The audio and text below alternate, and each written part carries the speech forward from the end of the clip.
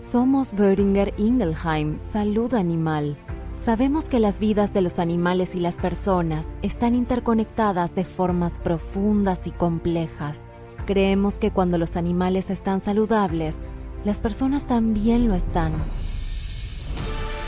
Como líderes de la industria y socios de confianza en salud animal, nos enfocamos en la innovación para liderar donde podamos lograr el mayor impacto.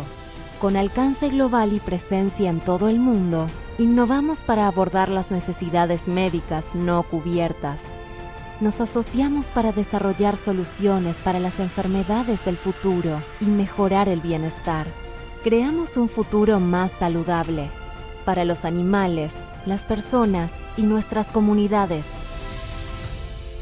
Somos Boehringer Ingelheim Salud Animal.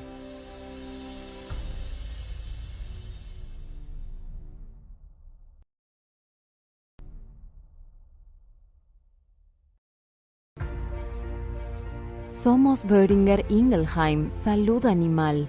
Sabemos que las vidas de los animales y las personas están interconectadas de formas profundas y complejas. Creemos que cuando los animales están saludables, las personas también lo están. Como líderes de la industria y socios de confianza en salud animal, nos enfocamos en la innovación para liderar donde podamos lograr el mayor impacto. Con alcance global y presencia en todo el mundo, innovamos para abordar las necesidades médicas no cubiertas. Nos asociamos para desarrollar soluciones para las enfermedades del futuro y mejorar el bienestar.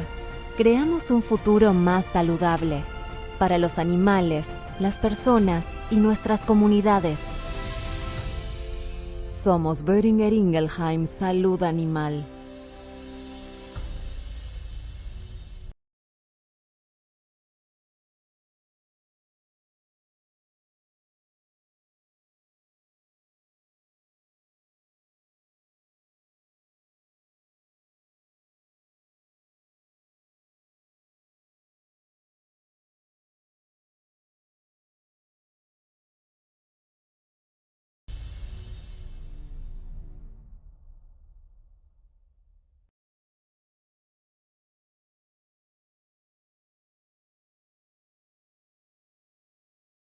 Doctora Soledad, activar micrófono y video.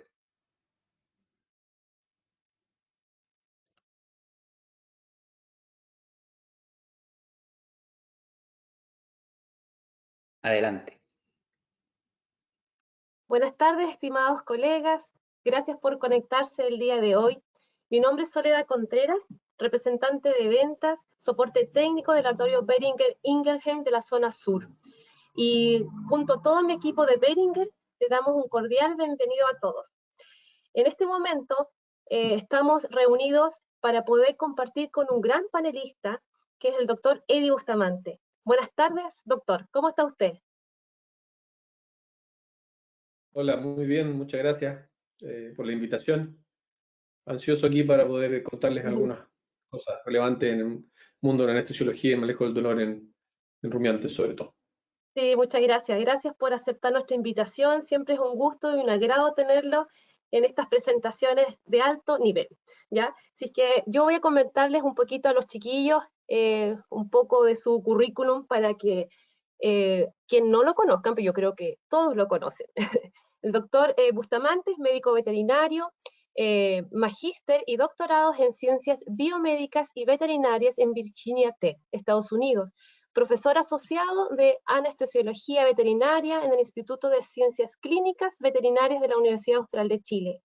Miembro de la Sociedad de Anestesiología Veterinaria de Chile y de la Asociación Internacional para el Estudio del Dolor y de la Asociación Chilena para el Estudio del Dolor y Cuidados Paliativos. Miembro del Programa de Bienestar Animal de la Universidad Austral de Chile, autor de 34 publicaciones y más de 100 presentaciones en congresos y conferencias en el área de anestesiología veterinaria, dolor y bienestar animal. Investigador y coinvestigador de proyectos de investigación nacionales e internacionales, y su principal línea de investigación es el estudio de los mecanismos moleculares espinales que median las cojeras en bovinos y equinos. Ya, queridos colegas, ya sabemos quién va a ser nuestro panelista, pero antes de poder compartir la presentación, que va a ser en el manejo del dolor, anestesia y manejo del dolor en rumiantes, yo quiero compartir con ustedes una pequeña presentación sobre nuestro producto principal en esta presentación, que está muy relacionado con la presentación del doctor Eddy. Ay, perdón. Espérenme. Y les voy a robar 5 minutos para poder explicar sobre este producto que es el Meloxicam. ¿Ya? Primero, el Meloxicam en otros países se conoce como Metacam. Estamos presentes en más de 100 países, pero en Chile se llama Movexvet, el cual es un antiinflamatorio no esteroidal, que aparte de ser antiinflamatorio, también es un potente antiendotóxico y también antiexudativo. También es un potente analgésico y antipirético. Está dentro de la clasificación de los antiinflamatorios selectivos. Según estos autores, podemos clasificar a los antiinflamatorios en 4 grupos. Primero, los selectivos a la COX-1, como por ejemplo la aspirina. Los que no son selectivos a ninguno de las dos, es decir, cortan ambas vías, y los selectivos a la COX-2, donde entra el Meloxicam. También tenemos los inhibidores específicos de COX-2, pero en rumiantes no los tenemos aún, como el Celecoxib y el Firecoxib. Al ser selectivo, nosotros tenemos menos efectos adversos. Si nosotros dejamos medianamente libre la vía de la ciclooxigenasa 1 y las prostaglandinas protectivas cumplen su función, vamos a tener menos abortos o menor broncoespasmo, no vamos a tener problemas de hemorragias, entre otras. Primero, Movexvet, aparte de mantener sin tocar o medianamente libre la vía de la ciclooxigenasa 1, también mantiene permeable la vía metabólica de la lipoxigenasa. Esta vía es la que nos permite al animal tener una buena inmunidad. Tiene que ver con la fase celular. Por lo tanto, Movexvet no tiene efectos adversos de inmunosupresión. Lo otro, Movexvet es de dosis única, la cual no es porque se aumentó la concentración. Esa actividad prolongada de al menos 72 horas se debe a que se une a las células inflamatorias y polimorfonucleares. Por lo tanto, es una característica particular del Meloxicam que se acopla a estas células. También es una dosis reducida. Esa dosis reducida nos permite tener un menor costo en el tratamiento final, ¿no es cierto? por dosis, digamos. Por lo tanto, el antiinflamatorio más un antibiótico siempre nos van a tener, va a tener mayor respuesta productiva. El antibiótico pueden ser los que ustedes quieran. Nosotros igual tenemos en nuestra paleta de productos algunos antibióticos como el Urolexin y el Mamicin P. Pero independiente de esto, el uso sistemático de Meloxicam junto al tratamiento antibiótico nos va a acarrear beneficios positivos. Primero, beneficios sanitarios. Por ejemplo, en el caso de mastitis, si nosotros asociamos el antiinflamatorio al antibiótico, vamos a tener una mayor tasa de curación bacteriológica, según diferentes autores. También vamos a tener beneficios productivos. En el caso de las cojeras, por ejemplo, si no tratamos con antiinflamatorio, siempre va a haber un mayor descarte de animales por cojeras. Beneficios reproductivos. Muchos autores definen de que los problemas de mastitis y cojeras repercuten en la fertilidad. Por lo tanto, el uso de Meloxicam va a mejorar la eficiencia reproductiva. Todo esto se traduce en beneficios económicos. Y si sumamos el manejo del dolor, el animal se va a ver beneficiado en cuanto a su calidad y bienestar animal, aparte de que va a haber un mayor retorno económico. Muchas gracias.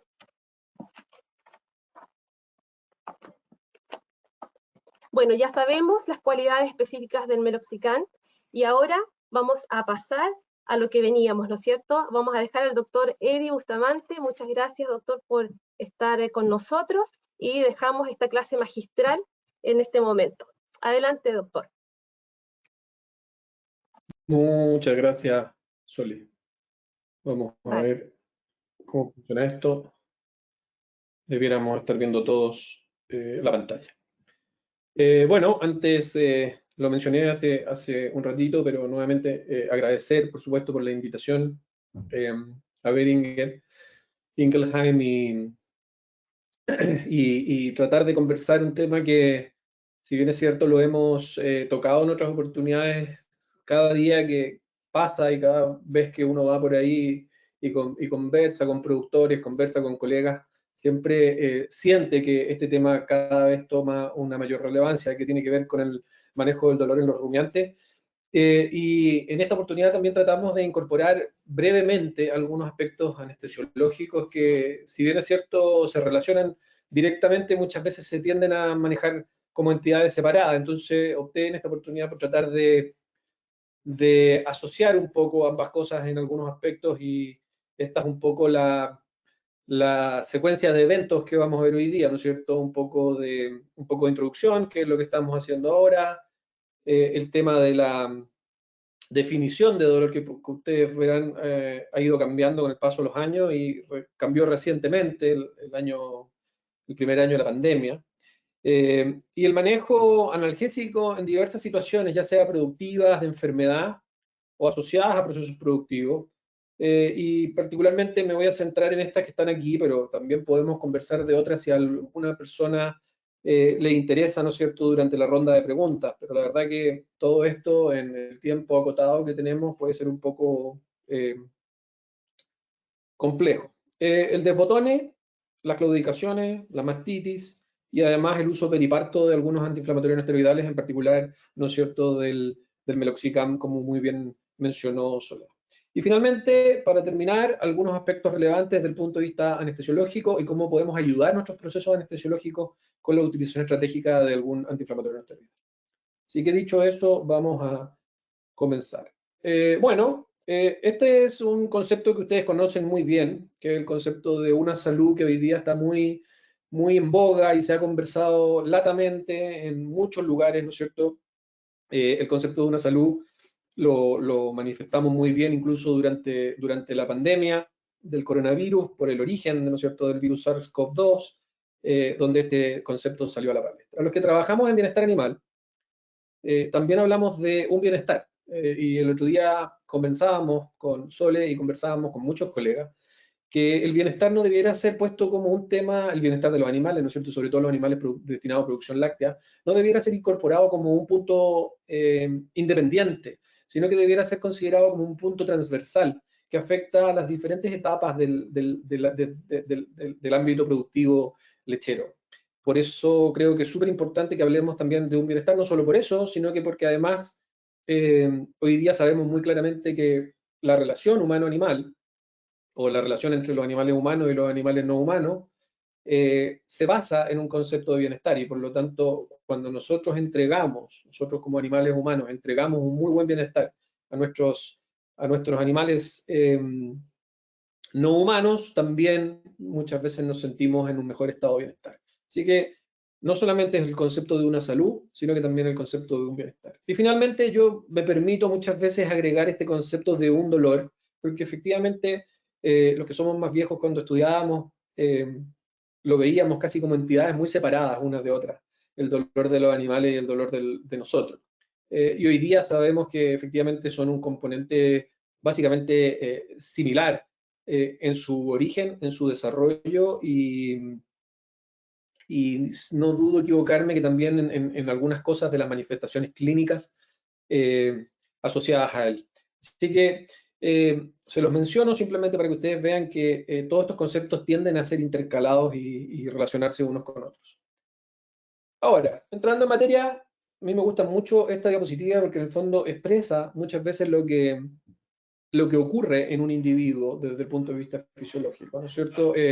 Y ocurre de la misma forma en la que ocurre en el computador. Ustedes me están viendo hoy día a través de una pantalla probablemente, pero lo que está dentro de su computador no es nada más que una serie de algoritmos matemáticos expresados, ¿no es cierto?, en un lenguaje binario, es decir, de ceros y unos, que generan una respuesta. Y cuando yo muestro este punto rojo, ¿no es cierto?, que ustedes lo ven en la pantalla, a kilómetros de distancia donde yo me encuentro, es básicamente ese análisis.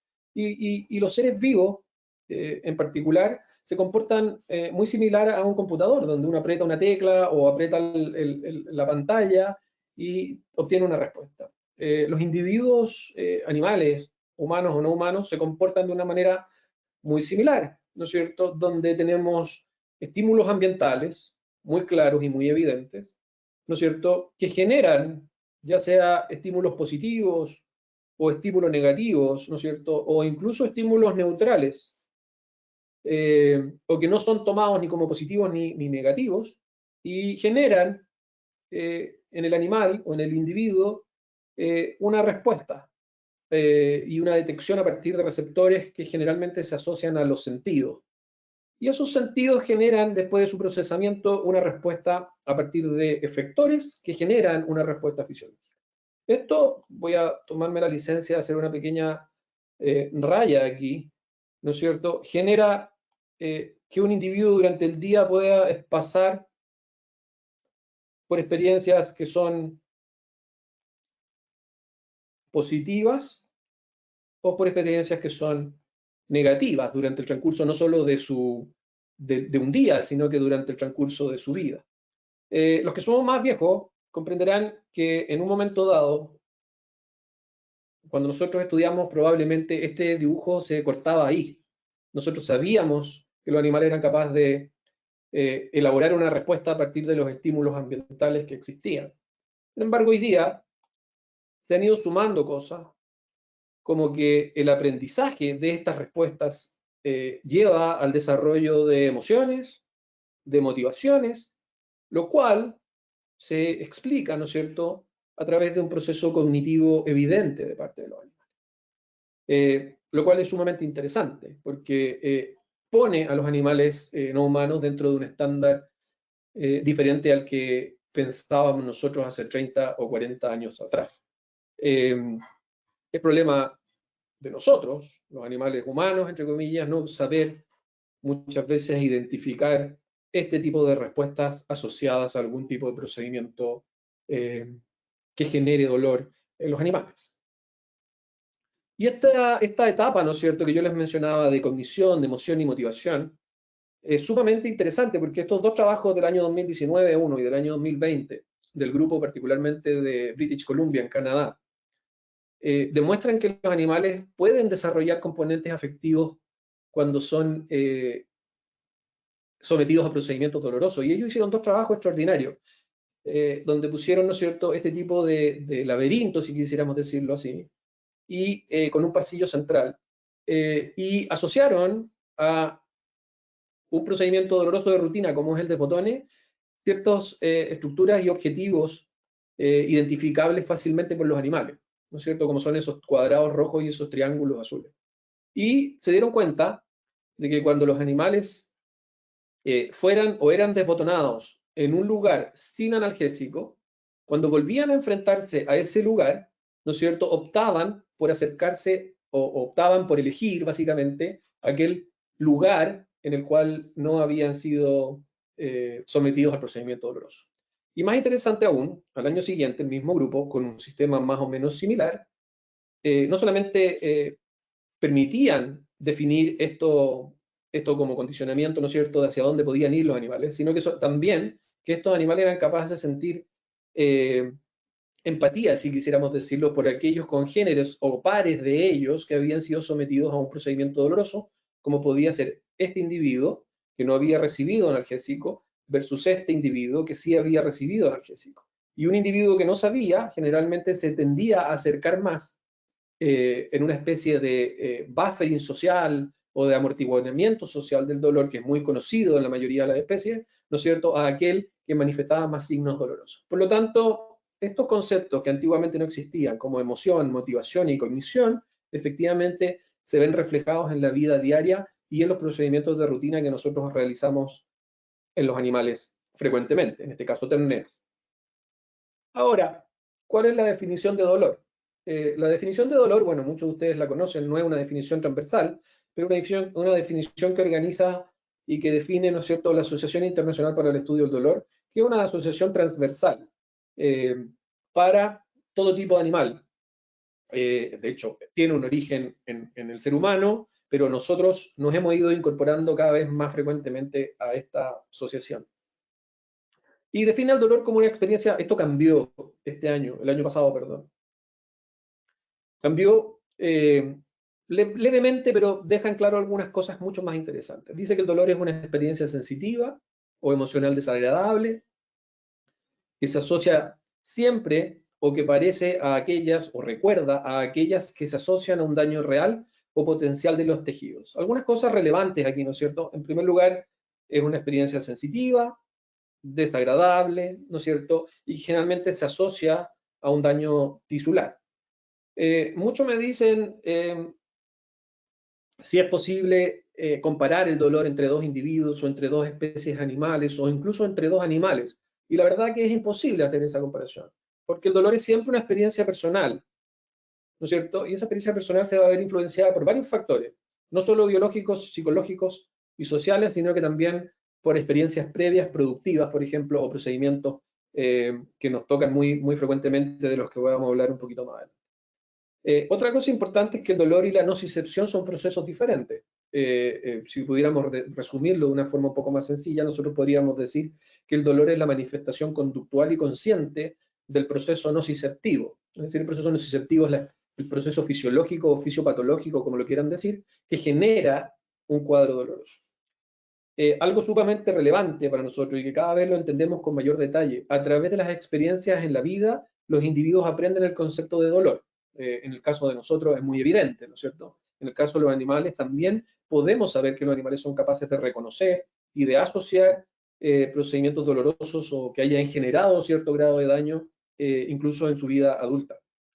Aunque el dolor usualmente tiene un rol adaptativo o de adaptación ecológica y evolutiva, puede generar efectos adversos sobre el bienestar funcional, social y psicológico de un animal o de un grupo de animales. Y lo más interesante de esta definición del 2020, como ustedes ven aquí, es que la descripción verbal es solamente una de las variadas conductas que permiten expresar el dolor y que la inhabilidad de comunicarse no niega la posibilidad de que un animal humano o no humano pueda experimentar dolor. Y esto es extremadamente relevante porque es la primera vez que la Asociación Internacional para el Estudio del Dolor incluye el concepto animal no humano, lo cual enfatiza, ¿no es cierto?, la relevancia que tiene este tema para el mundo en su totalidad, ¿no es cierto?, para los sistemas productivos y para la medicina veterinaria como tal. Ahora, yo les manifestaba que nocicepción no es lo mismo que dolor. Efectivamente, la nocicepción es el proceso fisiológico, ¿no es cierto?, que ocurre generalmente en una parte del sistema nervioso central, particularmente médula espinal, tallo encefálico y tálamo o base encefálica, ¿no es cierto? Y el dolor generalmente es el procesamiento de ese input nociceptivo que nosotros le denominamos a nivel de la corteza cerebral y que genera cambios evidentes en el individuo que nosotros somos capaces de manifestar como dolor o evaluar como dolor. Hay muchas formas de evaluar, hay muchas formas de determinar. Lo que sí podemos saber en este gráfico muy entretenido es que la gran carga nociceptiva se manifiesta como dolor, que da origen a una respuesta que nosotros conocemos con el nombre de conducta dolorosa y que finalmente lleva a, en algunos casos, sufrimiento. Y no voy a entrar en detalle con el tema del sufrimiento. Hoy día en la tarde tuvimos una asignatura, estaba haciendo clase y tuvimos una muy buena discusión en relación al tema del sufrimiento, sino que lo vamos a dejar a nivel de la conducta dolorosa. Y el dolor es tan relevante que existen innumerables formas de evaluarlo. Yo no entré en mucho detalle en esta presentación de la evaluación del dolor, porque si no podríamos estar hablando hasta altas horas de la noche. Solamente les voy a mencionar que existen métodos objetivos, métodos subjetivos, podemos utilizar la respuesta de variables fisiológicas, podemos evaluar la respuesta de variables conductuales, podemos evaluar a través de la conducta o el dolor a través de escalas que existen de evaluación, escalas unidimensionales, escalas multidimensionales, pero dentro de las evaluaciones más nuevas, por decirlo de una forma, está lo que se denomina las escalas de expresión facial o escalas de grimas. Grimas es la traducción al inglés, o sea, traducido al español, la palabra grima significa mueca, que en el fondo nos permite y nos indica que nosotros debemos evaluar más frecuentemente la expresión facial de los animales. Y esto lo hemos hecho, estas son fotos nuestras, ¿no es cierto? Esto lo hemos hecho en equino, solamente les muestro para que ustedes vean. Efectivamente hay un cambio de la expresión facial muy evidente, orejas hacia atrás, ¿no es cierto? Ojos más o menos cerrados, morro apretado, ¿no es cierto? Músculos masseteres contraídos. Aquí tenemos otra individua que nadie podría negar que este animal no está sufriendo o no está ocurriendo con un cuadro doloroso. No voy a entrar en detalles porque no es la especie que nos llama hoy día. También lo hemos evaluado nosotros en ovinos. Estos son los trabajos que hicimos en la Patagonia. Ustedes pueden ver cambios conductuales evidentes en los ovinos, ¿no es cierto? Esta no es la posición normal de los ovinos, inmediatamente posterior a la castración. Vean, orejas caídas, ojos cerrados, morro contraído. Y ese morro puede llegar a ser tan contraído que cuando se produce un dolor intenso se puede llegar a producir lo que se caracteriza como un reflejo de flema. Efectivamente, los cambios conductuales y los cambios en la presión facial son muy, muy buenos para poder identificar el dolor en los animales. En bovinos también existen varios trabajos, pero pocos en comparación con otras especies. Este es un trabajo de un grupo danés de hace un par de años atrás, donde efectivamente ustedes ven que hay cambios evidentes. Estas son fotos nuestras. Nosotros hicimos unos trabajos súper bonitos hace un par de tiempo atrás, donde medimos, ¿no es cierto?, la apertura del globo ocular en vacas cojas. Utilizamos la expresión facial para identificar los cambios en vacas cojas y encontramos cosas bien entretenidas, ¿no es cierto?, como que el puntaje de contracción muscular a nivel del macétero era mucho más alto, la curvatura del morro y la tensión del morro también era mayor en las vacas cojas o con cojera crónica, y lo más interesante es que las vacas cojas tenían, ¿no es cierto?, 7,3 veces más probabilidad de tener el ojo más cerrado que las vacas sanas o no cojas, si quisiéramos decirlo. Así que efectivamente el dolor produce cambios conductuales y produce cambios en la expresión facial de los animales muy, muy evidentes. Pero cuando hablamos de dolor, esta diapositiva puede ser un poco densa, pero cuando hablamos de dolor y de los efectos adversos del dolor, esta diapositiva lo define muy bien. Yo no voy a entrar en detalle en cada uno de los cambios que genera el dolor, ya sea inflamatorio o asociado a daño tisular, pero todos sabemos que genera una respuesta estresante muy evidente, ¿no es cierto? Esta esquina de acá es la respuesta al estrés muy clara, que puede llevar a producir inmunosupresión y aumento del riesgo de infección, y eso puede generar retardo en la reparación tisular muy marcado. Pero además, toda esta activación de estrés, ¿no es cierto?, simpatética o adrenérgica, si quisiéramos decirlo, también genera que vayamos reteniendo sodio, reteniendo agua, ¿no es cierto?, lo que nos genera edema tisular, hipoxia. Y lo más importante, ¿no es cierto?, en nuestros animales, es que cuando no hacemos los procedimientos bien, también generamos ansiedad y miedo. Y esa ansiedad y miedo puede generar, ¿no es cierto?, cambios evidentes en la conducta de los animales que pueden llevar a cambios a largo plazo. Evidente, por ejemplo, en los equinos, poco evaluado en los bovinos, pero sabemos que existe, y poco evaluado en otras especies también. Pero muy evaluado en animales de compañía, y dentro de los animales productivos probablemente los caballos sean donde más se ha evaluado este tema de la demoralización o la inmovilización producto de estímulos prolongados desde el punto de vista doloroso. Así que es evidente que los cambios asociados al dolor son muy importantes, son sistémicos y pueden llegar a producir cambios de largo plazo y complejos de tratar.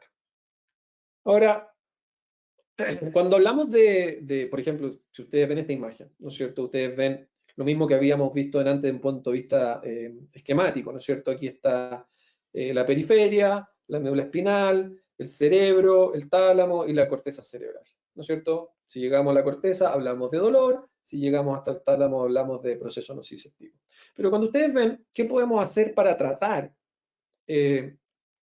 adecuadamente? Vamos a entrar un poquito de detalle un poco más adelante, ¿no es cierto? Pero generalmente podemos ver que existen diferentes segmentos en los cuales nosotros podemos intervenir en este proceso o en esta vía nociceptiva, dependiendo de dónde sea, ¿no es cierto?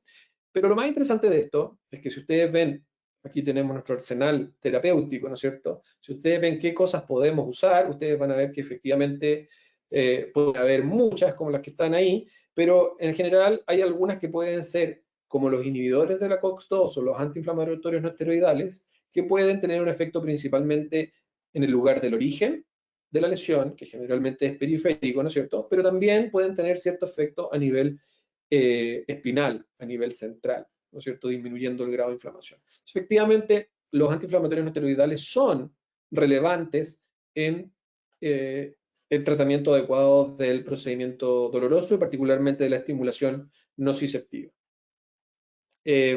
Perfecto. ¿Cómo actúan los antiinflamatorios no esteroidales? Bueno, Soledad lo mencionó un poco y está claro, ¿no es cierto?, que todos debemos recordarnos probablemente de esta escala y de esta cascada que tanto nos hizo sufrir durante la vida universitaria, pero efectivamente, ¿no es cierto?, están aquellos que son no selectivos y aquellos que son más específicos hacia COX-2. La próxima diapositiva vamos a entrar en un poco más de detalle de esto, pero generalmente lo que nosotros buscamos desde el punto de vista doloroso es afectar, ¿no es cierto?, principalmente a este tipo de prostaglandinas, particularmente la prostaglandina E2, que es la encargada, ¿no es cierto?, de generar los eventos adecuados que se asocian a la inflamación y al dolor en el caso del dolor inflamatorio. Ahora, los antiinflamatorios esteroidales se dividen en esta familia, ¿no es cierto? Desde aquellos no selectivos, como muy bien mencionaban, la aspirina, pasando por un lote que se denomina semiselectivo, y llegando a un grupo ya que son más específicos de selectividad. ¿Pero qué se refiere a selectividad? Selectividad se define y se refiere exclusivamente al grado de afinidad que tiene un compuesto farmacológico por alguna isoforma de la ciclooxigenasa, ya sea la 1 o la 2, siendo la 2 aquella que generalmente es la que se asocia más a los procesos inflamatorios. Por lo tanto, mientras más selectivo hacia la COX-2, mayor efecto desde el punto de vista antiinflamatorio y que se ha asociado en algunos casos a mayor, no necesariamente, pero a mayor grado de o mayor efecto analgésico. Y si ustedes ven, pasamos desde la aspirina hacia aquellos COX-CIP que están muy selectivos. Ahora, aquí está el meloxi, ¿no es cierto? Y dentro de algunos otros, como el diclofenaco sódico, el etodolaco, que se ocupaba por muchos años en pequeños animales. Ahora, pero cuando lo llevamos a la realidad veterinaria, lamentablemente este estudio no existe para otras especies, solamente para equinos. Lo más interesante de esto es que si ustedes calculan la relación de afinidad COX-1 por COX-2, ¿no es cierto?, o el porcentaje de inhibición 50 de la ciclooxigenasa 1 partido por el porcentaje de inhibición 50 de la ciclooxigenasa 2, ustedes se dan cuenta que hay algunos que tienen muy poca relación porque son más tirados, por ejemplo, la fenilbutasona o el flunixin meglumine, que tienen 0,336, es decir, están mucho más hacia este lado que algunos que son más selectivos. Vámonos, por ejemplo, a los COX-CIP. Si ustedes ven el Robenacop-CIP, tiene 61 valor de relación, lo cual lo hace ponerse muy acá. Interesantemente, algunos que utilizamos rutinariamente en la industria láctea, ¿no es cierto?, como el flunixin, ya sabemos que va más hacia un lado, el carprofeno, 1,9, y el meloxicam, 3,8. Por lo tanto, ustedes inmediatamente ponen, si quisiéramos ponerlo, pondríamos el meloxi por aquí, ¿no es cierto?, probablemente el carprofeno por aquí, y el flunixin por ahí. Entonces, efectivamente, hay una mayor selectividad, en este caso el meloxicam, comparado con otros fármacos que rutinariamente también utilizamos. Ahora, este gráfico ustedes dirán que representa. Representa que la industria lechera, básicamente, vamos a tratar de partir por las terneras y al final de la presentación vamos probablemente volver a llegar a las terneras. Esa es un poco la lógica que estoy tratando de incorporar con este círculo, que además me permite saber que tenemos que poner un cambio. Aquí vamos a entrar a otro tema. Y por lo tanto vamos a hablar de algunos procedimientos y cómo podemos manejarlo y los efectos que tienen un adecuado tratamiento. Vamos a partir por el de fotones, lo primero que ustedes ya deben saber, que de acuerdo a la legislación de nosotros, la ley 20.380, el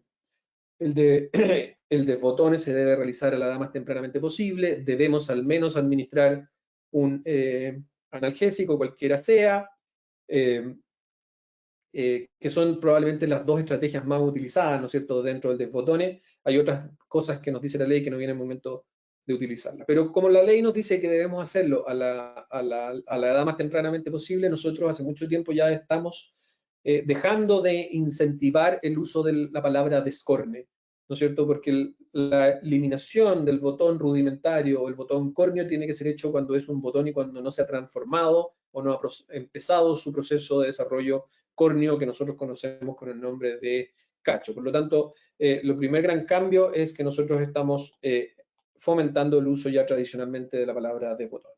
Y aquí tampoco hay mucho que perder desde el punto de vista de los procedimientos asociados a procesos productivos que se realizan en la industria lechera. El desbotón es claramente el procedimiento más doloroso que le realizamos a la ternera. Los signos clínicos posterior al desbotón, ya sea químico o térmico, son extremadamente evidentes, ¿no es cierto? Movimientos de oreja, movimientos de cabeza, rascarse, etcétera, etcétera, etcétera. Hoy día, la sugerencia internacional, porque ustedes saben que existen los métodos térmicos o físicos, ¿no es cierto? Físicos, particularmente los térmicos por alta temperatura, y también tenemos los métodos químicos, donde tenemos lo que se denominan cáusticos, ¿no es cierto? Desde el punto de vista práctico, hoy día la sugerencia internacional es abrazar más fuertemente los procedimientos térmicos, idealmente por temperatura, más que los procedimientos químicos. Así que podemos conversar de eso en más detalle. Ahora, existen innumerables técnicas para realizarlo, pero generalmente lo que se recomienda es, cuando lo vayamos a hacer, es el bloqueo de la rama cornual, ¿no es cierto?, que es muy fácil de realizar, muy evidente y fácil, ¿no es cierto?, vuelvo a insistir, donde tenemos el botón córneo, tenemos la comisura lateral del ojo, y en el medio, en el punto medio de ello, nosotros va subiendo la rama cornual y es muy fácilmente bloqueable con 4 o 5 ml de cualquier anestésico local, particularmente lidocaína en este caso, que es más frecuente, ¿no es cierto?, en forma bilateral. Y aquí tienen un segmento de imágenes, ¿no es cierto?, que es bastante claro. En este caso estábamos haciendo la tricotomía porque esto era para una revista comercial, para un set de fotos, ¿no es cierto?, se hace el bloqueo y después se realiza la cauterización sin que el animal básicamente se dé cuenta de lo que está sucediendo. Así que efectivamente eso. Pero además de eso, este trabajo extraordinario de Stafford y Mellor de por allá por el año 2000 y tanto, demuestra lo que ocurre en las horas post-desbotones, ¿no es cierto? Horas post-desbotones, y ellos midieron cortisol, pero yo lo modifiqué un poquito y puse aquí intensidad dolorosa. Y ustedes ven que hay diferencias bastante claras entre aquellos que no reciben nada, o que se realiza sin antiinflamatorio y sin anestesia local, donde se produce una gran intensidad dolorosa en el momento del procedimiento, que después cae y se mantiene hasta por 10 o 12 horas relativamente alta. Hay conductas dolorosas muy evidentes. Y hay algunos cambios, por ejemplo, cuando nosotros utilizamos solamente anestésico local junto al desbotone. Hay una respuesta inicial, probablemente asociada al procedimiento, pero ustedes ven que los signos dolorosos, la intensidad del dolor se mantiene relativamente baja hasta más o menos el tiempo que dura la administración o la acción del anestésico local que hayamos elegido utilizar, donde vuelven a manifestarse las conductas dolorosas que posteriormente decaen en forma lógica. Y lo más interesante de esto es que cuando nosotros asociamos un anestésico local más un antiinflamatorio no esteroidal, vemos que estas respuestas se mantienen bajas hasta por 12 o 24 horas posterior, con lo cual mejoramos las condiciones intraoperatorias y posoperatorias de esos animales. Y aquí hay algunos ensayos sumamente interesantes del uso del meloxi, ¿no es cierto? Este ensayo del 2009, solamente les recuerdo que para los investigadores que trabajamos en bovinos de leche, el principal journal que existe para publicar es el Journal of Dairy Science, claramente sigue siendo el top of the line desde el punto de vista de los conocimientos científicos, y este trabajo publicado por un grupo de canadienses es sumamente interesante, porque si ustedes ven, aquí tenemos el cambio en la concentración plasmática de cortisol, y llama mucho la atención que aquellos animales que reciben antiinflamatorio no esteroidal tienen muchas más bajas concentraciones de cortisol y significativamente más bajas concentraciones de cortisol desde la media hora en adelante, ¿no es cierto?, hasta aproximadamente las 4 o 6 horas post procedimiento. Pero no solamente eso, sino que también la frecuencia respiratoria es mucho más baja, es decir, hay menos movimientos respiratorios que también se asocian muy marcadamente a un dolor intenso, y además hay menores frecuencias cardíacas, que es otro indicador muy bueno, ¿no es cierto?, del dolor asociado al procedimiento. Es decir, el meloxicam mejora significativamente las condiciones post intervención en el caso del desbotone térmico. Aquí hay otro, ¿no es cierto?, donde midieron, en este caso, en el anterior midieron los cambios fisiológicos, frecuencia cardíaca, frecuencia respiratoria, cortisol. Aquí midieron respuestas conductuales. Nuevamente, si ustedes ven, estos movimientos de oreja o aleteo de oreja auricular, si lo quieren llamar de esa forma, y ustedes ven que efectivamente el meloxi mantiene la frecuencia de movimiento de oreja más baja que aquellos que no reciben nada hasta por 20, 28 horas post procedimiento. Lo mismo, ¿no es cierto?, que los movimientos de cabeza, es decir, los movimientos de este estilo versus los movimientos de oreja también se mantienen muy disminuidos. Por lo tanto, está claro que el antiinflamatorio no esteroidal es efectivo en mitigar los efectos dolorosos asociados al desbotone térmico en ternera. ¿Y por qué produce eso? Bueno, efectivamente produce eso porque este es un grupo de Kansas State, porque efectivamente las concentraciones de prostaglandina E2 se ven muy disminuidas en comparación con los controles. O sea, es capaz de producir esa caída evidente en la prostaglandina, ¿no es cierto?, que se asocia a la inflamación y el dolor. Y lo más interesante de eso es que esa baja se mantiene hasta por 72 horas, con lo cual se mejoran las condiciones no solamente iniciales, sino que también un poquito más largo.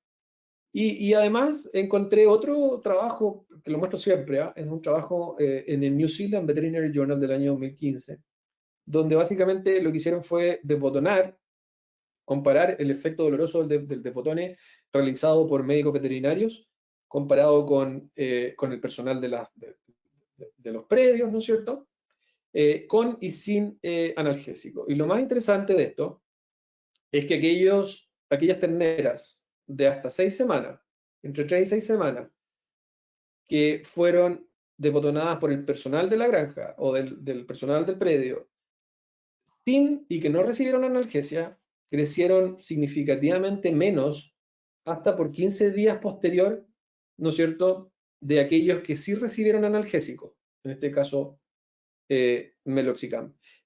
Y más dramático todavía, crecieron menos hasta por 30 días que aquellas pares, ¿no es cierto?, que fueron desbotonados por médicos veterinarios utilizando, ¿no es cierto?, algún grado de analgésico. Por lo tanto, es sumamente relevante cómo el dolor modifica la conducta de las terneras, particularmente al momento de tomar sustitutos. Yo siempre comento que en estos bebederos comunes, ¿no es cierto?, donde hay muchas tetillas, uno muchas veces, recién después de desbotonar, se da cuenta que cuando llega el sustituto, las terneras se van de cabeza igual, pero no se da cuenta que efectivamente cada vez que se pegan o se golpean entre ellas, sueltan la tetilla y dejan de ingerir, ¿no es cierto?, producto del dolor asociado al procedimiento. Entonces, muchas veces hay que darse cuenta de que muchas veces las de las esquinas toman más que aquellas del medio. Así que efectivamente tiene un efecto claro en esto. Ahora, otro trabajo súper interesante, esta es una adaptación que hice yo de un meta-análisis en relación a ganancia de peso. Y lo más interesante de esto es que si ustedes ven en 3 trabajos en los cuales recibieron antiinflamatorio no esteroidal, los animales ganaron aproximadamente 970 gramos más hasta por 13 días posterior. Entonces, efectivamente, si ustedes se dan cuenta, cuando reciben antiinflamatorio no esteroidal al momento del desbotone, ojalá antes del desbotone, efectivamente en los 3 trabajos, en uno tenemos 750 gramos, en otro tenemos 1 kilo, en otro tenemos 1 kilo más. Efectivamente, hay un efecto significativo muy evidente del uso de los antiinflamatorios no esteroidales durante el desbotone. Así que no deja de ser relevante.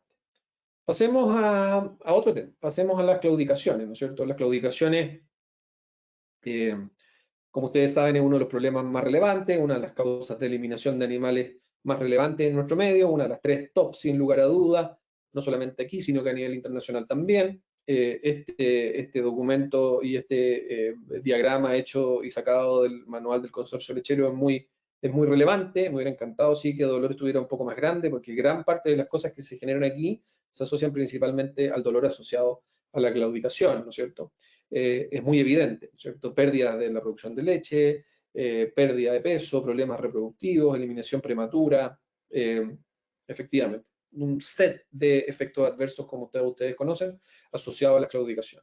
Ahora, este es un trabajo muy bonito también del año 2010, aquí en Chile, del doctor Tadic y de Laura Green, que demuestra que en los casos más frecuentes de claudicación no infecciosa e infecciosa, no infecciosa, no infecciosa, no infecciosa e infecciosa en nuestro país, el cambio en la producción de leche posterior al tratamiento es muy evidente. Si ustedes se ven, estos eran animales que venían diagnosticados con doble suela, caía la producción de leche muy evidente, se realizaba un tratamiento preventivo y aumentaba la producción de leche inmediatamente.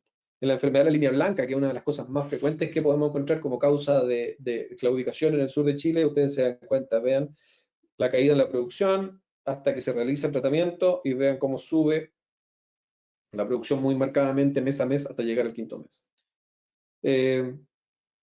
Lo mismo que la úlcera psoriasis, ¿no es cierto? Un poco más diferente la dermatitis digital, porque la dermatitis claramente es un tema un poco más complejo de tratar, pero sabemos y vemos que un cambio y un adecuado tratamiento de estas causas de claudicación efectivamente se asocia a una mayor producción de leche inmediatamente después de instaurado procedimiento curativo. Por lo tanto, el tratamiento analgésico de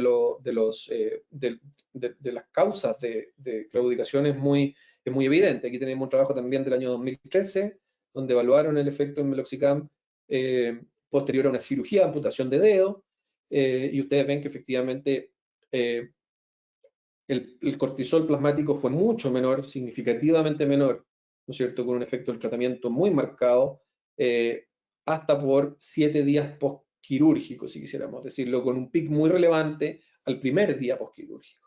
Por lo tanto, efectivamente hay un efecto muy marcado. En la frecuencia cardíaca también, diferencias muy significativas en la frecuencia cardíaca producto del tratamiento con meloxicam, y también en el puntaje de locomoción, ¿no es cierto?, donde los grupos controles tenían una cojera o mantenían una cojera asociada al dolor y a la intervención quirúrgica, que en el caso de aquellas tratadas fue significativamente menor. Así que hay evidencia bastante clara también del efecto repetido. Y interesantemente, este también es del grupo de Kansas, ¿no es cierto?, de Kansas State, cuando se inducen cojeras en forma experimental y se tratan con meloxicam oral, es interesante porque los norteamericanos no tienen autorizado el uso del meloxicam inyectable que sí tenemos en Chile. Entonces ellos empezaron con la administración oral y les ha dado muy buenos resultados. Quiero que se fijen en este cuadro, ¿no es cierto?, porque esto de aquí era no sin tratar, y este es el grupo tratado con meloxicam. En negro, ¿no es cierto?, es el puntaje de locomoción 0. En blanco, mayor cojera, y así sucesivamente hasta llegar al grupo 4. Lo más interesante es que después de que se induce la cojera, estos son animales de terneros de carne, cuando se induce la cojera experimentalmente, el meloxicam fue el que mejor funcionó en reducir el grado de cojera hasta 96 horas posterior, donde todos los animales habían retornado a la normalidad en comparación con los controles y en comparación con otros que recibieron otro tipo de asociación farmacológica. Así que efectivamente es un fármaco que permite mejorar las condiciones asociadas a un dolor somático o a un dolor inflamatorio inducido. ¿Qué pasa con las mastitis? Otra de las grandes causas de eliminación de animales en nuestro país y que genera grandes pérdidas en la industria lechera a nivel mundial. Algunos efectos bien relevantes desde el punto de vista del tratamiento, ¿no es cierto? Aquí este es un trabajo del año 2013, donde se indujo la mastitis clínica y se evaluó la hiperalgesia, el dolor asociado mecánicamente con una maquinita que permite medir la presión necesaria para producir una respuesta.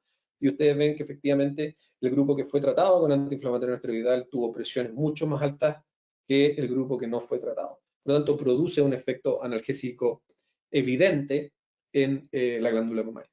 Y además, cuando se evaluó el grado de edema, también efectivamente fue mucho menor. E interesantemente, cuando se linearizó o se cuantificó el número de células somáticas, no como conteo, sino que como puntaje no hubo diferencias entre ellos, lo cual se explica un poco en el sentido de que el meloxicam no solamente produce un efecto analgésico importante, sino que además no interfiere con la respuesta inmune natural y normal de una vaca, ¿no es cierto?, que está siendo o cursando un cuadro de mastitis. Así que interesante resultado. Muy buen efecto analgésico, muy buen efecto en el control del edema, muy buen efecto también no interviniendo la respuesta inmunitaria natural del individuo. Ok.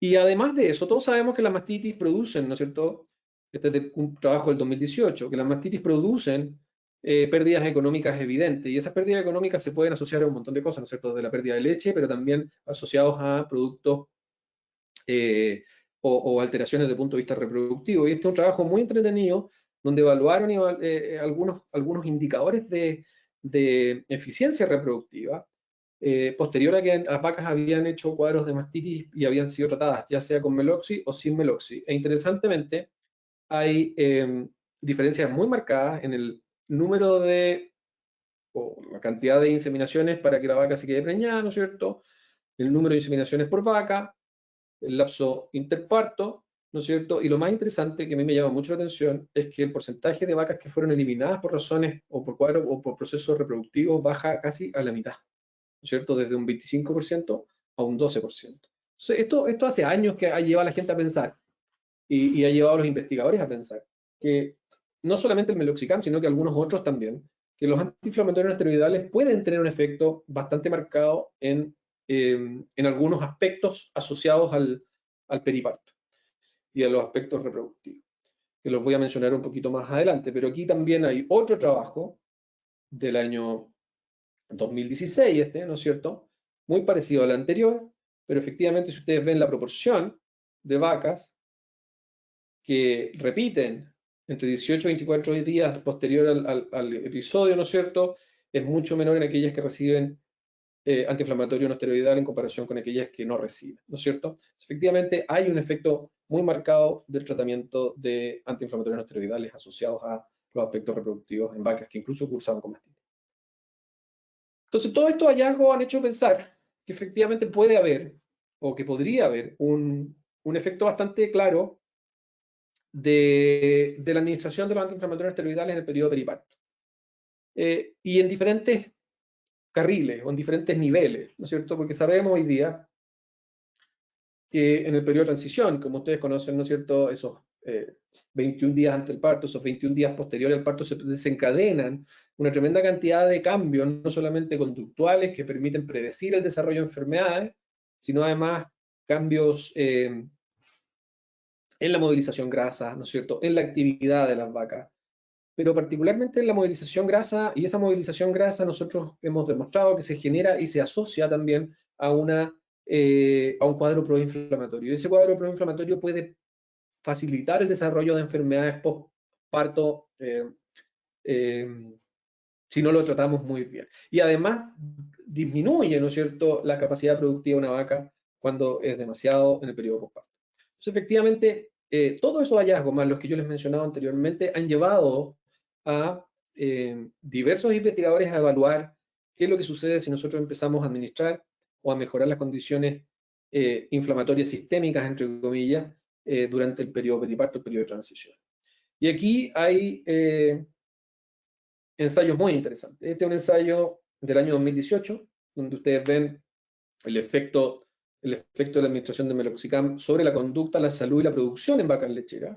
Ustedes ven que administraron un grupo control, ¿no es cierto?, un grupo al cual le dieron meloxicam postparto, inmediatamente postparto, generalmente entre las 12 y 24 horas postparto, y un grupo que le dieron preparto, entre 12 y 24 horas preparto. Y lo más interesante es que cuando vemos la cantidad de grasa, vemos que aquellos que reciben antiinflamatorio no esteroidal tienen efectivamente mayores valores que el grupo control y con diferencias estadísticamente significativas. Lo mismo que la proteína, ¿no es cierto?, que si bien es cierto no se ve mucho, pero si lo multiplicamos por la cantidad de litros y por la cantidad de vacas podría ser más que rentable. Y lo mismo que la cantidad de lactosa presente en esa leche. Entonces, efectivamente, si ustedes ven, hay un efecto que es difícil de explicar, y que muchos investigadores hoy día los están explicando. Yo tengo un estudiante de doctorado que está terminando prontamente, el 22 de julio, donde administramos antiinflamatorios no esteroidales en el periodo periparto y encontramos, y se dedicó a medir algunas cosas como las resolvinas, que son algunas proteínas, ¿no es cierto?, que son capaces de cortar, entre comillas, el proceso inflamatorio, y algunas otras como adiponectina, que son unas moléculas que además generan un cuadro proinflamatorio producto de la movilización grasa, con resultados que están ahí esperando para ser publicados. Ahora, interesantes resultados, ¿no es cierto? Estos son un poquito más nuevos. Este es un paper que salió en una revista que se asocia a Nature, que se llama Scientific Reports, donde evaluaron algunas cosas bien interesantes también, producto de la administración de antiinflamatorio esteroidal, principalmente en inflamación sistémica, en la función inmune y en la salud endometrial en vacas posparto, ¿no es cierto? Porque también sabemos que las metritis son una causa muy relevante, que poco evaluada desde el punto de vista doloroso. Lo que sí sabemos es que las metritis duelen y duelen bastante, pero no se han evaluado con tanto detalle. Interesantemente, aquellos animales que reciben antiinflamatorio no esteroidal movilizan menos grasa, medido, ¿no es cierto?, a partir de los cuerpos cetónicos, muy claramente, ¿no es cierto? Y además tienen menor proceso inflamatorio, medido a través de una proteína de fase aguda que nosotros medimos muy rutinariamente en las vacas, que es un muy buen indicador, que se llama aptoglobina, ¿no es cierto? Ustedes vean los controles versus los tratados, 8, 10 días postparto, efectivamente la cantidad de aptoglobina circulante en aquellas vacas que reciben antiinflamatorios esteroidales es muy baja comparado con aquellas que no lo reciben. Y interesantemente también, la respuesta inmune se mantiene estándar o levemente aumentada. Así que efectivamente hay un efecto bastante claro sobre el tratamiento. ¿Y se acuerdan que yo les dije que íbamos a volver a las terneras? Bueno, volvimos a las terneras, ¿no es cierto? Volvimos a las terneras por varias razones. En primer lugar, porque hay algunas otras ensayos muy interesantes. Este es del 2020, ¿no es cierto? Efectivamente, el uso de antiinflamatorios esteroidales en vacas genera, ¿no es cierto?, mayor absorción de inmunoglobulina G como parte de la respuesta inmune transferible en las terneras. Y además mejora la vitalidad inmediatamente postparto. O sea, en aquellas terneras que tienen una vitalidad un poco reducida, una administración permite mejorar, de este año, ¿no es cierto?, un paper de este año, las vuelve más vitales y más interesantes. Y lo último que quiero decir también, al volver a la ternera, por eso dimos la vuelta, por eso estaba ese círculo, ¿no es cierto?, es que el tratamiento para el síndrome respiratorio bovino, ¿no es cierto?, vean las diferencias que hay, en este caso con flunixin, ¿no es cierto? Esto es ganancia de peso diaria, efectivamente el control, flunixin, florfenicol, meloxicam, un aumento significativo. Y lo más interesante también es la tasa de recuperación, ¿no es cierto? La tasa de recuperación al día 3, la tasa de recuperación al día 2, o de curación al día 2 y al día 3, comparado con el tratamiento con otro antiinflamatorio esteroidal. Así que efectivamente es muy evidente los efectos benéficos del tratamiento con antiinflamatorios esteroidales, más hacia el lado de los selectivos COX-2 comparado con los otros. Y lo último que quiero mencionar son, no voy a hablar de técnicas anestesiológicas muy rutinariamente aquí, porque si no nos volveríamos, no nos daría la tarde, pero efectivamente ustedes conocen las diferentes fases de la anestesia general y los diferentes tipos de anestesia general que existen, locales, regionales y generales.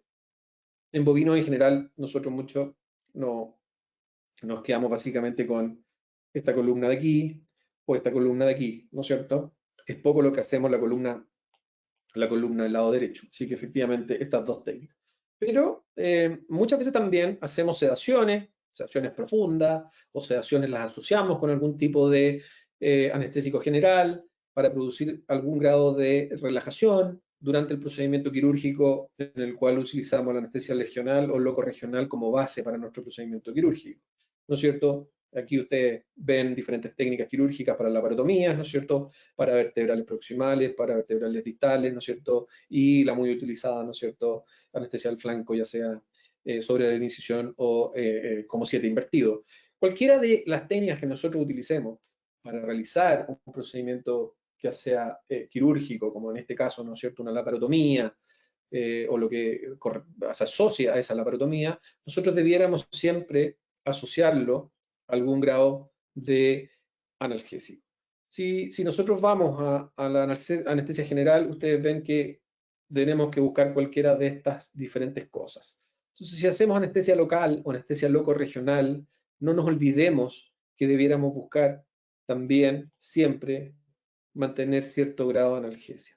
¿Por qué? Porque si yo no ocupo nada, probablemente mi grado de dolor, ¿no es cierto?, va a aumentar una vez que termine el efecto de la técnica anestesia locorregional que yo utilicé. Por lo tanto, no nos olvidemos que siempre, siempre, siempre tenemos que administrar algún grado analgésico asociado al procedimiento anestesiológico que vamos a utilizar. La pregunta es ¿cuándo? ¿O dónde? ¿No es cierto? Si ustedes ven, hoy día hablamos de este concepto desde el punto de vista del control del dolor, de la multimodalidad. Ojalá en diferentes niveles. Si utilizamos una técnica loco-regional, un bloqueo del flanco, probablemente vamos a bloquear ahí, ¿no es cierto? Si buscamos dar un antiinflamatorio esteroidal, vamos a bloquear ahí. Y si lo asocio con un bloqueo locorregional, vamos a hacer ahí. Entonces vamos subiendo cosas. Lo que me llama la atención y lo que quiero enfatizar aquí es que si ustedes ven, en la mayoría de los procedimientos de rutina siempre se incluye algún grado de antiinflamatorio no esteroidal, independiente del procedimiento quirúrgico que vayamos a realizar. Y eso no lo podemos dejar pasar, ¿ya? Tenemos que utilizarlos y tenemos que utilizarlos estratégicamente. Utilizarlos estratégicamente para evitar estos dos tipos de condiciones clínicas que se desarrollan, ¿no es cierto? Una es la llamada hiperalgesia y la otra es la llamada alodinia. Me quiero referir principalmente a la primera, a la hiperalgesia, que es básicamente cuando la respuesta dolorosa normal de un individuo disminuye o se genera con un menor estímulo anestesiológico, perdón, doloroso. Así que efectivamente esta condición nosotros tenemos que tratar de evitarla. Y eso se genera principalmente porque se produce lo que se denomina sensibilización. Lo voy a anotar aquí. Sensibilización. Esa sensibilización, principalmente inflamatoria, ¿no es cierto?, hace que se desarrolle la hiperalgesia y los animales sean o resientan más el procedimiento doloroso y la condición dolorosa de una mayor forma y sea más difícil de tratar y de eliminar. Entonces la sugerencia para los colegas que realizan intervenciones quirúrgicas bajo anestesia en terreno es que nos evitemos estas tres cosas de la sensibilización: la iniciación, la mantención y ojalá evitar la resolución, o sea, llegar a la resolución.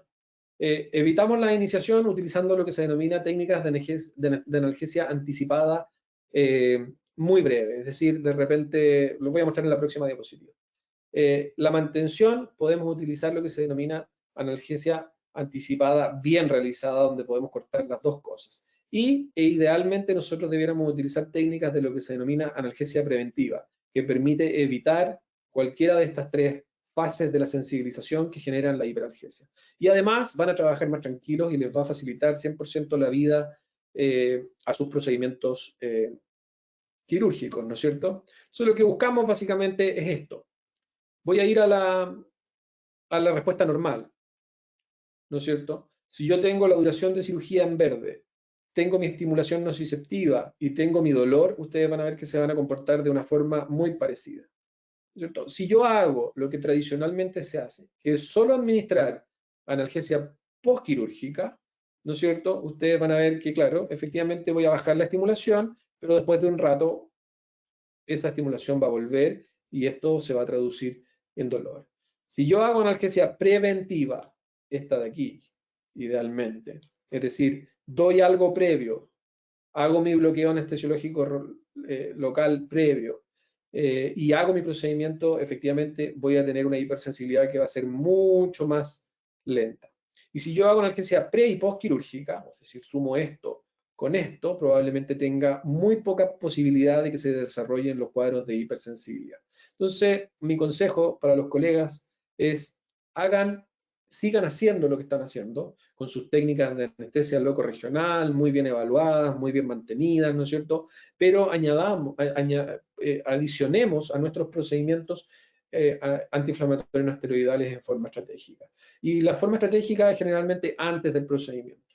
No esperemos al post, sino que hagámoslo previo a, eso nos va a permitir, ¿no es cierto?, mejorar las condiciones postquirúrgicas, disminuir la cantidad de dosis posteriores incluso, y mejorar la recuperación y acelerar la recuperación de ese individuo a partir del procedimiento que nosotros estamos haciendo.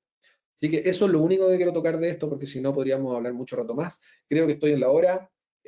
Los antiinflamatorios no esteroidales son una muy buena alternativa. El meloxicam es una tremenda alternativa para el tratamiento, ya sea de cuadros dolorosos, pero además estratégicamente administrado en el periodo periparto, ¿no es cierto?, en el periodo de transición, también permite mejorar los procedimientos y los rendimientos productivos de los animales. De la misma forma, en los procedimientos quirúrgicos, debiéramos siempre incorporar algún antiinflamatorio esteroidal, idealmente previo al procedimiento quirúrgico y asociado a otro tipo de componentes anestesiológicos. Así que lo dejo con eso y creo que estoy justo en la hora, así que podemos conversar en las preguntas con más detalle. Muchas gracias.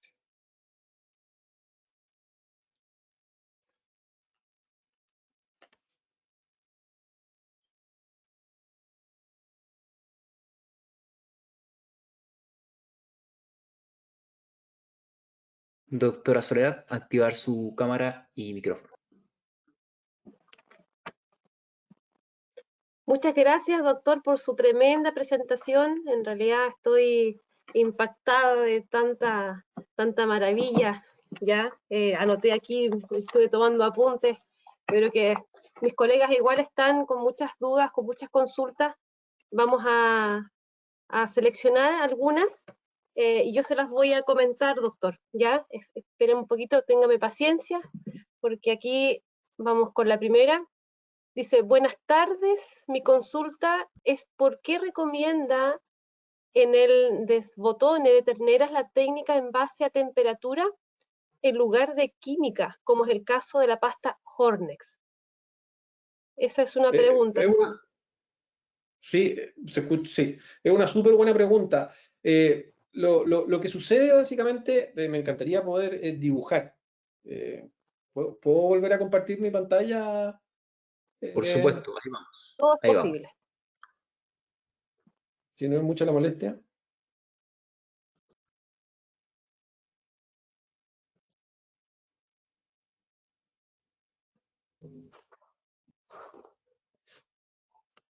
Tengo mi presentación. ¿Ahí? ¿Se ve? Sí. Perfecto. Lo que sucede voy a hacer una curva aquí arriba, que la voy a tratar de hacer lo más sencilla posible. Ahí, espero que se vea. Si ustedes piensan, esta curva que es con desbotone térmico, ¿no es cierto? Cuando yo ocupo el desbotone químico y quisiera hacer esta misma curva, ustedes van a ver que la respuesta del químico, de la pasta cáustica o la Horner o cualquiera de ellas, va a ser más o menos en ese estilo, porque actúan de formas diferentes, ¿no es cierto? La pasta cáustica lo que genera, ¿no es cierto?, es la inflamación del botón córneo, la quemadura y finalmente la involución de ese botón córneo producto de la inflamación. El problema que ocurre con el dolor asociado a la pasta cáustica es que el dolor se desarrolla y se desempeña lentamente.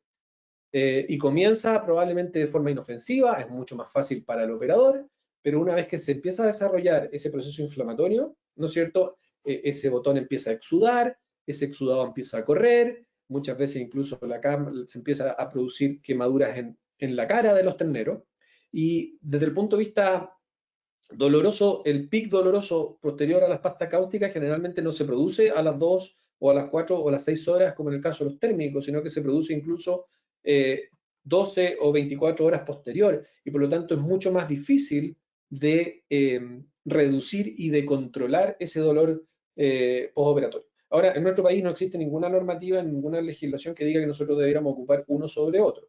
Y si alguno de ustedes quiere seguir ocupando las pastas cáusticas, efectivamente lo pueden hacer, pero efectivamente yo recomendaría la administración previa de un AINE, ¿no es cierto?, para evitar que este aumento inflamatorio sea tan evidente y el dolor asociado al procedimiento sea sea tan marcado.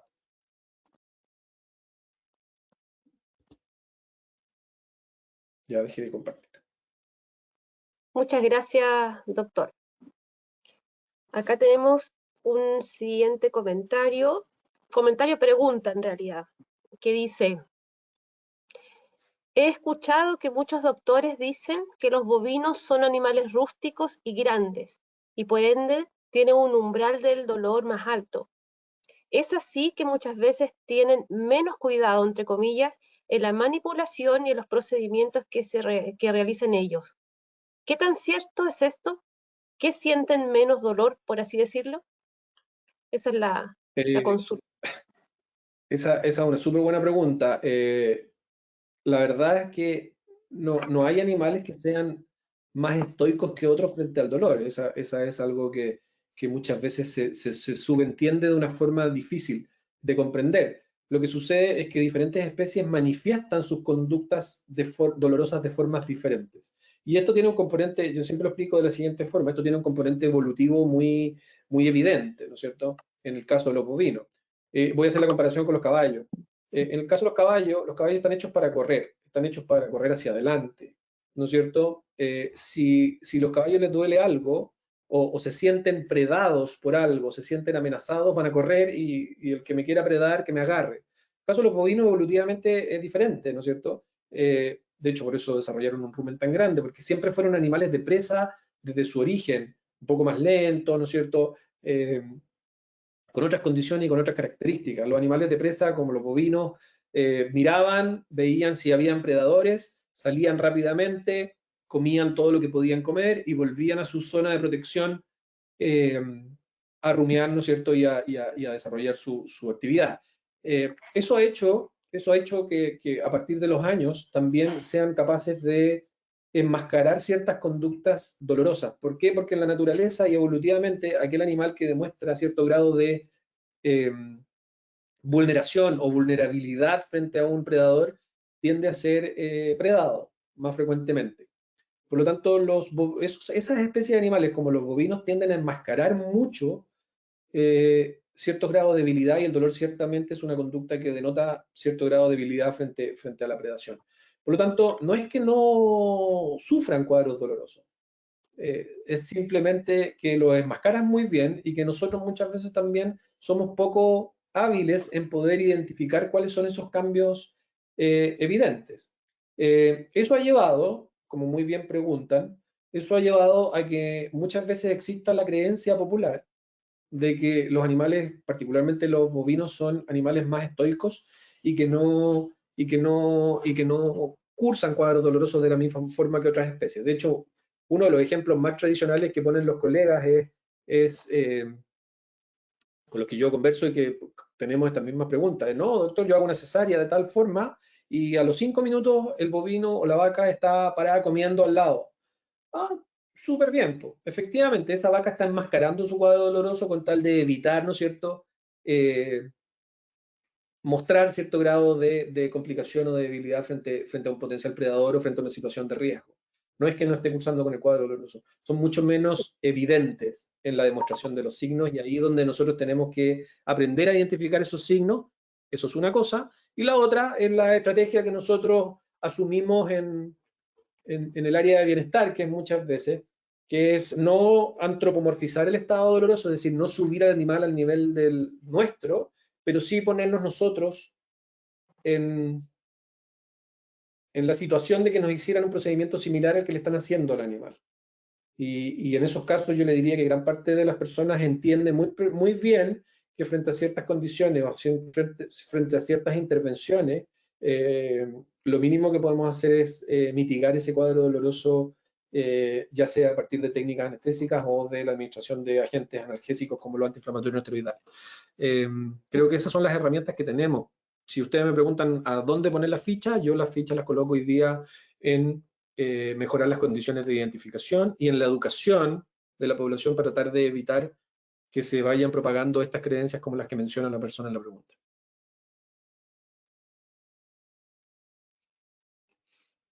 Muchas gracias, doctor. Y para finalizar, tenemos una pregunta sobre, en el área de problemas respiratorios, en neumonía, ¿qué experiencia tiene usted sobre estas patologías en el uso de antiinflamatorios?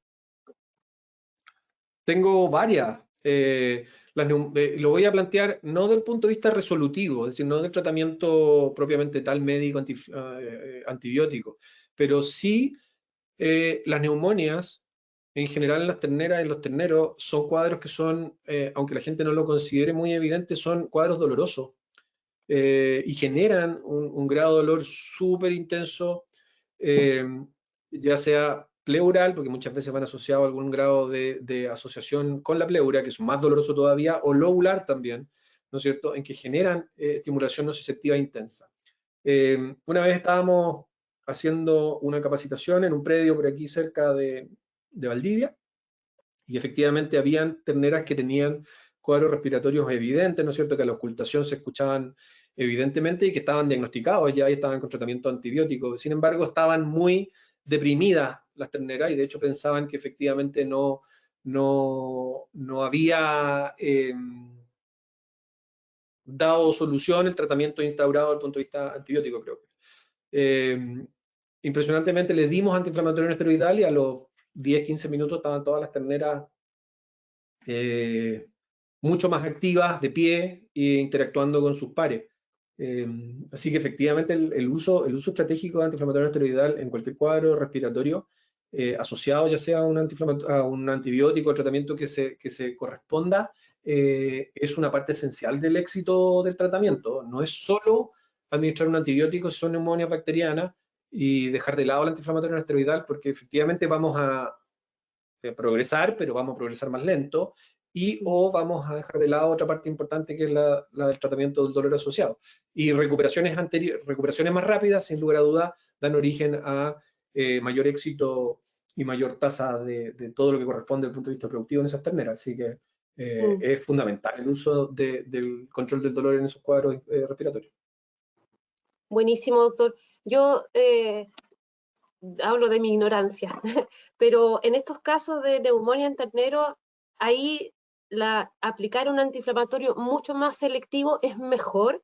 En el caso de tener un broncoespasmo, por ejemplo, un ternero con neumonía tiene mucha mucosidad, quizás ahí la selectividad favorece a la recuperación del cuadro, no empeora, porque yo he visto de repente que al aplicar un antiinflamatorio, a veces corticoide, el animal muere, porque Sí, quizás bueno, agudiza más. el uso de corticoides tiene que ser mucho más estratégico que el uso de antiinflamatorios no esteroidales, sin Claro. lugar a dudas.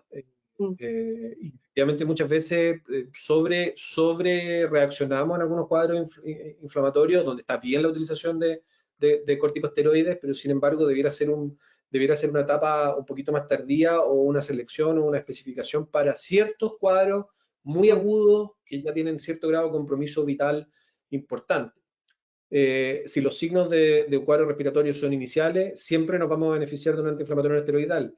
Y si ese antiinflamatorio no esteroidal tiene mayor grado de selectividad, cualquiera sea, siempre va a ser recomendable, sin lugar a dudas, por todos los efectos adversos que se minimizan y por la mejor condición de cuidado y efecto analgésico. A diferencia de lo que la gente cree, los corticoides, si bien es cierto, cortan la misma vía inflamatoria, los corticoides per se no producen un muy buen nivel de analgesia en comparación con los antiinflamatorios no esteroidales. Porque efectivamente cortan la cadena, pero no tienen un efecto muy específico sobre una ciclooxigenasa que tiene una expresión local y específica en el proceso inflamatorio. Entonces, porque actúan más a nivel celular los corticosteroides. Entonces, yo creo que efectivamente muchas veces optamos por el corticosteroide, pero cuando debiéramos optar por el antiinflamatorio esteroidal. Y mientras más selectivo, sin lugar a dudas, mejor. O más específico, digamos decir. Perfecto. Creo que estamos ya finalizando con esta aula virtual. Las preguntas ya no tenemos más. Así es que creo que hay que agradecer al doctor por su disposición, por su excelente presentación. Aprendí muchísimo. En realidad, uno nunca termina de aprender. Así es que nos veremos en otra ocasión. prepararemos otro tema, pero de todas maneras, un abrazo a la distancia y muchas gracias también a todos los participantes, a los colegas que están detrás de cámara. ¿Ya? Así que muchísimas gracias y damos por concluida esta reunión. Que estén súper bien. Chao, Doc. Gracias a todos. Chao, chao.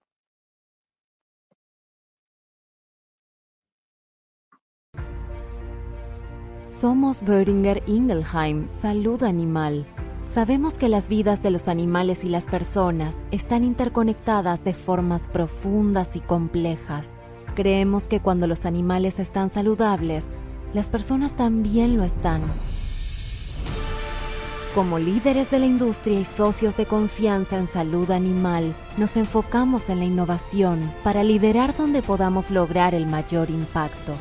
Con alcance global y presencia en todo el mundo, innovamos para abordar las necesidades médicas no cubiertas.